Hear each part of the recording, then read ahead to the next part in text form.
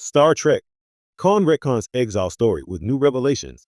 Star Trek fans have long debated the full story behind one of the franchise's most infamous villains, Khan Noonien Sin. First introduced in Star Trek, the original series episode Space Seed, and later immortalized in Star Trek II, The Wrath of Khan. The genetic superhuman's exile to Ceti Alpha V has always been presented as straightforward, a consequence of his failed attempt to dominate Earth in the 1990s and a decision by Captain Kirk to maroon him light years away.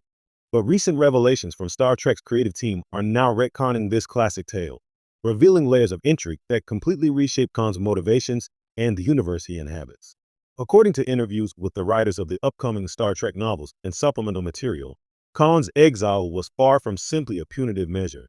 News sources suggest Starfleet itself had been manipulating events behind the scenes. While Khan's ambitions on Earth were undeniable, the decision to exile him was partially orchestrated by Starfleet intelligence, who feared the genetic superhuman's influence could become a tool in the growing interstellar political tensions.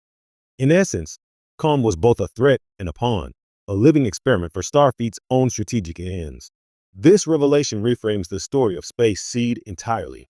Previously, Khan's charisma and leadership were the main drivers of his attempted coup, but now it seems Starfleet may have underestimated his intellect in a dangerous way. The notion that Kirk's decision to leave him on Ceti Alpha V was a simple act of mercy is now complicated. It was an attempt to contain him, yes, but also to monitor him. Starfleet anticipated that isolation might provoke Khan's darker traits, but they did not account for the catastrophic natural events that would later make Ceti Alpha V nearly uninhabitable. Even more intriguing is the new insight into Khan's personal history before the Star Trek timeline. Sources suggest that Khan's superhuman enhancements may have been influenced by clandestine experiments involving early